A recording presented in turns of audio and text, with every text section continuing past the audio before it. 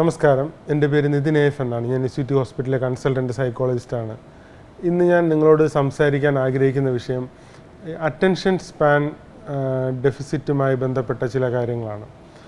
നമുക്കറിയാം, ഇന്നത്തെ കാലഘട്ടത്തിൽ ധാരാളം പേർക്ക് അറ്റൻഷൻ, അതായത് ഫോക്കസ് ചെയ്യാനൊക്കെ ഉള്ള ഡിഫിക്കൽറ്റി കൂടി വരുന്ന ഒരു സിറ്റുവേഷനിലാണ് നമ്മളൊക്കെ ഉള്ളത്. അപ്പോൾ അതുമായി ബന്ധപ്പെട്ട് രണ്ട് ടേമുകളാണ് ആദ്യമായി നമ്മൾ മനസ്സിലാക്കിയിരിക്കേണ്ടത്. ഒന്ന് അറ്റൻഷനും കോൺസെൻട്രേഷനും. രണ്ടാമത് കോൺസെൻട്രേഷൻ. അതായത് അറ്റൻഷൻ എന്ന് പറയുന്നത് നമ്മൾ ഒരുപാട് കാര്യങ്ങളിൽ നിന്ന് ഒരു കാര്യത്തിലേക്ക് സെലക്റ്റീവായിട്ട് ഫോക്കസ് ചെയ്യുന്നതിനെയാണ് അറ്റൻഷൻ എന്ന് പറയുന്നത്. അതേസമയം കോൺസെൻട്രേഷൻ എന്ന് പറയുന്നത് അറ്റൻഷൻ നമ്മൾ ഒരു കാര്യത്തിനകത്തേക്ക് ഫോക്കസ് ചെയ്ത് കഴിഞ്ഞാൽ അത് ഒരു ലോങ്ങർ പീരീഡിലേക്ക് മെയിൻറ്റെയിൻ ചെയ്യുന്നതിനാണ് ആക്ച്വലി കോൺസെൻട്രേഷൻ എന്ന് പറയുന്നത്. അപ്പം രണ്ടിനും അതിൻ്റേതായിട്ടുള്ള സിഗ്നിഫിക്കൻസ് ഉണ്ട്. ചില ആൾക്കാർക്ക് പ്രോപ്പറായിട്ട് ഒരു കാര്യം മാത്രമായിട്ട് സെലക്ട് ചെയ്യാനായിട്ട് കഴിയില്ല.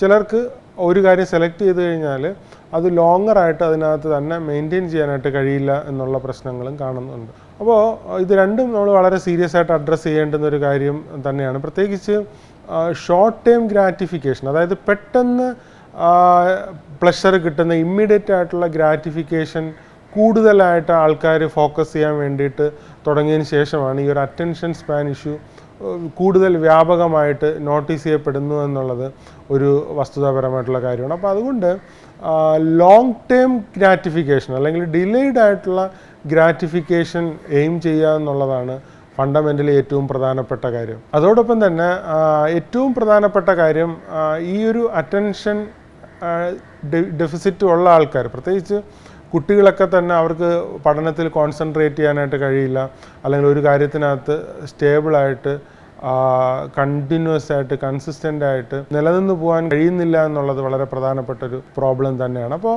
അത് മാറ്റണമെങ്കിൽ ഏറ്റവും പ്രധാനപ്പെട്ട രണ്ട് കാര്യങ്ങളാണ്. ഒന്ന്, ഒരു വില്ലിങ്നെസ് ഉണ്ടാവുക എന്നുള്ളത് വളരെ പ്രധാനപ്പെട്ട കാര്യമാണ്. അതായത് നമ്മളിപ്പോൾ നേരിടുന്ന ഈ ഒരു അറ്റൻഷൻ ഡെഫിസിറ്റ് അല്ലെങ്കിൽ കോൺസെൻട്രേഷൻ പ്രോബ്ലം അത് മാറ്റണം എന്നുള്ള ആത്മാർത്ഥമായിട്ടുള്ളൊരു താല്പര്യം ഉണ്ടാവുക എന്നുള്ളത് വളരെ വളരെ പ്രധാനപ്പെട്ട ഒരു കാര്യമാണ്. ആ ഒരു താല്പര്യം ഉണ്ടെങ്കിൽ മാത്രമാണ് അത് മാറ്റാനായിട്ട് കഴിയുകയുള്ളൂ. കാരണം കുട്ടികളൊക്കെ പഠിക്കുന്നതിന് പകരം റീൽസും ഷോർട്സും ഒക്കെ കാണുന്നതിനോ അല്ലെങ്കിൽ മറ്റു തരത്തിലുള്ള ഇമ്മീഡിയറ്റ് ഗ്രാറ്റിഫിക്കേഷൻസിന് വേണ്ടിയിട്ട് സമയം കണ്ടെത്തുക എന്നുള്ളതാണ് അവർ പ്രിഫർ ചെയ്യുന്നതെങ്കിൽ, അവരാഗ്രഹിക്കുന്നതെങ്കിൽ സ്വാഭാവികമായിട്ടും ആ ഒരു വില്ലിങ്നെസ് ഇല്ല എന്നുള്ളത് വളരെ പ്രധാനപ്പെട്ട കാര്യമാണ്. അതായത് പഠിക്കുവാനുള്ളൊരു താല്പര്യമില്ല എന്നുള്ളതൊരു പ്രധാനപ്പെട്ട കാര്യമാണ്. അത്തരത്തിലുള്ള സാഹചര്യത്തിൽ അറ്റൻഷനും കോൺസെൻട്രേഷനും ഉണ്ടാക്കുക എന്നുള്ളത് വളരെ ഡിഫിക്കൽട്ടാണ്. അതുപോലെ തന്നെ പ്രധാനപ്പെട്ട രണ്ടാമത്തെ കാര്യമാണ് പ്രയോറിറ്റി.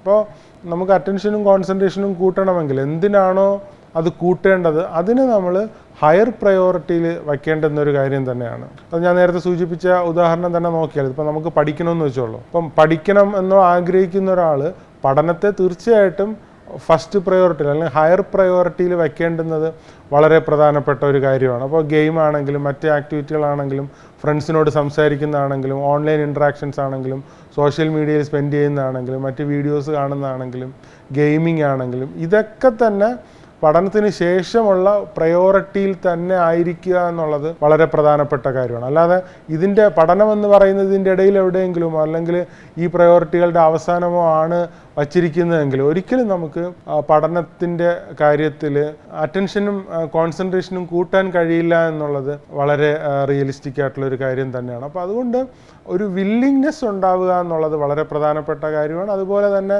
ഹയർ പ്രയോറിറ്റിയിൽ നമ്മൾ എന്തിനാണോ അറ്റൻഷനും കോൺസെൻട്രേഷനും കൂട്ടേണ്ടുന്നത് അതിനെ ഹയർ പ്രയോറിറ്റിയിൽ കാണുക എന്നുള്ളതും വളരെ പ്രധാനപ്പെട്ട കാര്യം തന്നെയാണ്.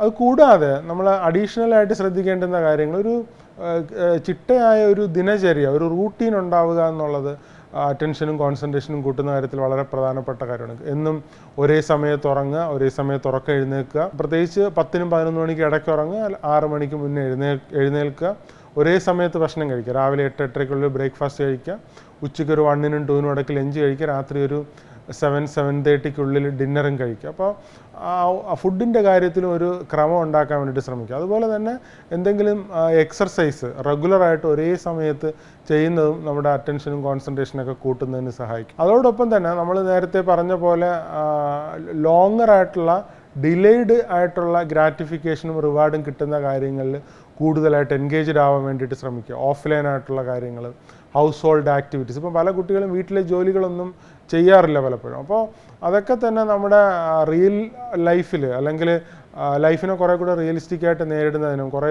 കൂടെ കോൺസെൻട്രേഷനും അറ്റൻഷനൊക്കെ കിട്ടുന്നതിനും സസ്റ്റെയിൻഡ് ആയിട്ട് അല്ലെങ്കിൽ പെർസിസ്റ്റൻ്റ് ആയിട്ടൊരു ഗോള് പെർസ്യൂ ചെയ്യുന്നതിന് ഹെൽപ്പ് ചെയ്യുന്ന കാര്യങ്ങളൊക്കെയാണ്.